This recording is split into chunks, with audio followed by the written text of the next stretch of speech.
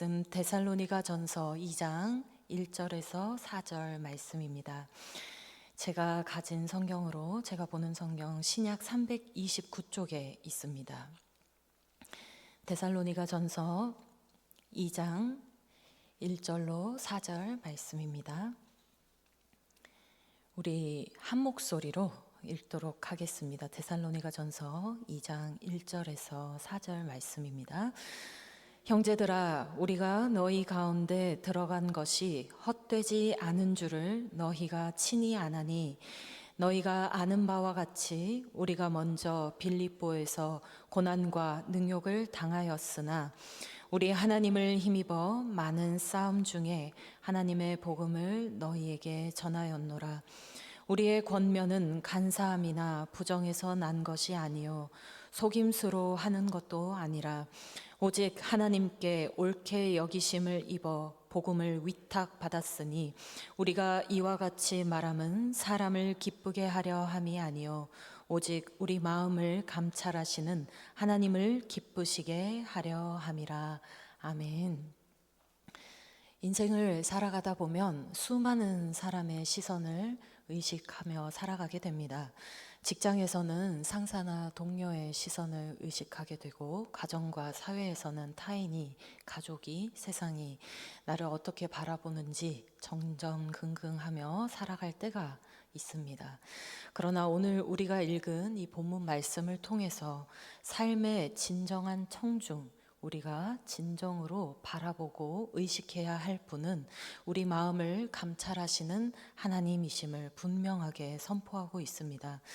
오늘 이 본문은 사도 바울이 데살로니가 교회의 성도들에게 자신의 사역이 어떠했는지 되돌아보며 변호하고 있는 내용입니다.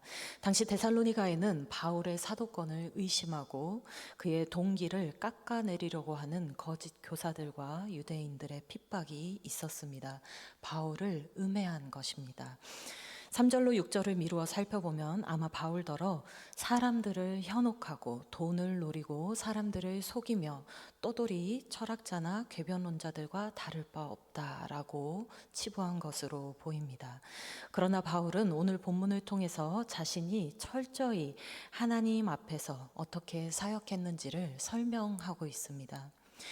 우리는 사람의 모든 존재 그리고 우리의 행위가 그 목적이 하나님을 위해서 존재한다, 하나님의 영광을 위해서 존재한다 라고 배웠습니다. 그렇다면 하나님의 영광을 위해 그리고 마음을 감찰하시는 하나님 앞에서 우리는 어떻게 구체적으로 행해야 할까요? 오늘 말씀을 통해 세 가지 영적인 교훈을 함께 나누고자 합니다. 첫 번째로, 우리는 고난 속에서도 하나님을 힘입어 담대하게 행해야 한다는 것입니다. 본문 2절을 보면 바울이 이렇게 고백합니다. 너희가 아는 바와 같이 우리가 먼저 빌립보에서 고난과 능욕을 당하였으나 우리 하나님을 힘입어 많은 싸움 중에 하나님의 복음을 너희에게 전하였노라. 아멘. 우리 하나님을 힘입어 라고 이야기합니다. 사도행전 16장을 통해서 우리가 많이 들어왔듯이 바울과 실라는 데살로니가로 오기 전에 빌립보에서 억울하게 매를 맞고 감옥에 갇히는 고난과 능욕을 당했습니다. 인간적인 생각으로는 깊은 상처를 받고 위축되어서 더 이상은 사역을 못하겠다, 나 진짜 이렇게는 억울하게 못 살겠다 하고 사역을 내려놓아도 전혀 이상할 것이 없을 정도로 고난과 매질을 당했습니다. 그러나 바울은 데살로니가에 도착하자마자 다시 복음을 전하였습니다. 그 원동력이 무엇이었습니까? 바울은 자신의 굳은 의지나 정신력이 아니라 우리 하나님을 힘입어 라고 명확하게 밝힙니다. 즉 바울이 그런 고난을 당하고도 다시 복음을 전할 수 있었던 이유는 그의 인간적인 고집이나 혈기 혹은 무모한 도전 정신이 아니었다는 것입니다. 오직 성령께서 주시는 거룩한 확신이었습니다. 우리의 진정한 담대함은 내 안에서 나오는 것이 아니라 나를 붙드시는 하나님과의 연합에서 나온다는 것입니다. 사랑하는 성도 여러분, 혹시 지금 억울한 일을 당하고 계시거나 육체적으로, 환경적으로 고난 속에서 우리의 마음이 위축되어 그 일로 말미암아 앞으로 한 걸음 내딛는 것이 두려운 상황 속에 계십니까? 내 힘으로 이겨내려 하면 무너질 수밖에 없지만 하나님을 힘입을 때 우리는 세상이 감당하지 못하는 담대함을 입게 되는 줄로 믿습니다.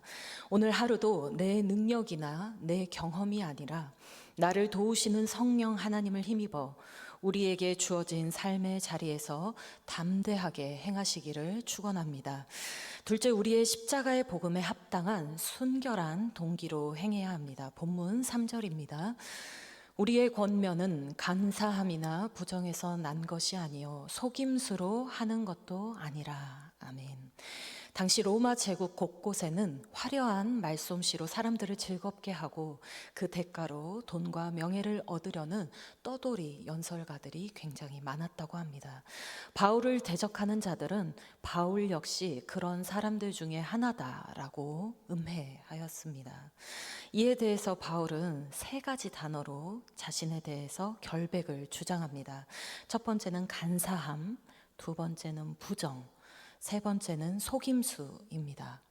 즉 바울은 자신이 진리가 아닌 것을 가르치지 않았고 어떠한 불순한 의도도 품지 않았으며 사람을 교묘하게 조정하려 하지 않았다라고 주장합니다. 이것은 오늘날 우리에게 매우 깊은 묵상을 줍니다.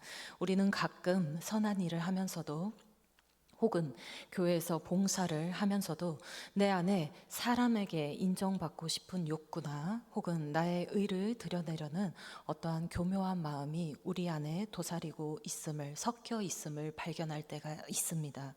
하지만 기독교 윤리는 겉으로 드러나는 행위의 결과만 이야기하는 것이 아니라 그 일을 시작한 우리의 마음의 동기를 굉장히 중요하게 여깁니다. 하나님은 우리의 행동 뒤에 있는 행동의 근원, 그 뿌리에 있는 우리의 동기를 정확하게 꿰뚫어 보시는 분이시라는 것입니다. 우리 예수 그리스도의 십자가 복음은 흠없고 순결합니다. 그렇기 때문에 그 복음을 믿고 살아가는 우리의 삶 또한 흠없고 순결해야 하는 줄로 믿습니다. 오늘 하루 우리의 모든 언어와 행실 그리고 직장과 가정에서의 수고가 사람을 속이거나 혹은 나의 이익을 구하는 것이 아니라 오늘 바울의 고백과 같이 하나님 앞에서 정직하고 순결한 동기로 드려지기를 소망합니다. 마지막 세 번째로 우리는 사람의 인정이 아닌 하나님을 기쁘시게 해드려야 합니다. 본문 4절입니다. 오직 하나님께 옳게 여기심을 입어 복음을 위탁받았으니 우리가 이와 같이 말함은 사람을 기쁘게 하려 함이 아니요 오직 우리 마음을 감찰하시는 하나님을 기쁘시게 하려 함이라. 아멘. 여기서 옳게 여기심을 입어라는 단어와 감찰하시는 단어, 이 단어에 해당하는 원어는 같은 어원에서 파생되었습니다. 이 단어는 본래 금이나 은 같은 금속을 불에 달구어서 그 은이나 금의 그 순도를 시험하고 검증할 때 쓰는 재련소의 용어입니다. 즉 하나님께서 우리의 마음을 용광로와 같은 뜨거운 불로 시험해 보시고 찌꺼기를 걸러내시고 우리의 중심이 진실한지를 검증하신다라는 말씀입니다. 바울은 이 사실을 너무나 잘 알고 있었습니다. 내 마음을, 내 중심을 불꽃 같은 눈동자로 달아보시고 감찰하고 계시는 그 하나님이 계시는데 어떻게 감히 사람의 눈치를 보며 사람을 기쁘게 하는 일에 타협할 수 있었겠습니까? 우리는 종종 누가 나를 알아주지 않나 하며 서운해할 때도 있습니다. 열심히 헌신했는데, 열심히 가정을 돌봤는데, 열심히 직장에서 일했는데 알아주지 않으면 많이 속상하기도 합니다. 그러나 사랑하는 성도 여러분, 우리가 받은 직분, 우리가 돌보는 가정, 그리고 우리가 살아가는 이 삶의 자리들은 사람에게 위탁받은 것이 아니라 하나님이 맡겨주신 사명의 자리인 줄로 믿습니다. 사람을 기쁘게 하려다 보면 사람의 평가에 따라서 끊임없이 끊임없이 우리의 마음이 요동합니다. 그리고 지칠 수밖에 없습니다. 그러나 마음을 감찰하시는 하나님을 기쁘시게 하려는 사람은 그 마음이 자유롭습니다. 세상이 몰라주어도 혹은 세상이 나를 핍박하고 애워싸는 것 같아도 내 중심을 아시는 그 하나님, 그분의 미소가 나를 향할 때 그 하나면 충분하기 때문입니다. 말씀을 맺겠습니다. 종교개혁자 존 낙스가 세상을 떠난 후에 이 모튼 백작이라는 사람이 이 장례식에서 이런 애도의 말을 남겼다고 합니다. 여기 사람의 얼굴을 두려워하지 않는 자가 누워 있다. 존 낙스가 사람을 두려워하지 않을 수 있었던 이유는 오직 하나님 한 분만을 온전히 두려워하고 경외했기 때문입니다. 오늘 하루 가정에서 가족들을 대할 때, 직장에서 업무를 처리할 때, 누군가와 대화를 나눌 때 이 한 가지 질문이 우리의 심령을 지배하기를 소원합니다. 나는 지금 누구를 기쁘게 하고 있는가?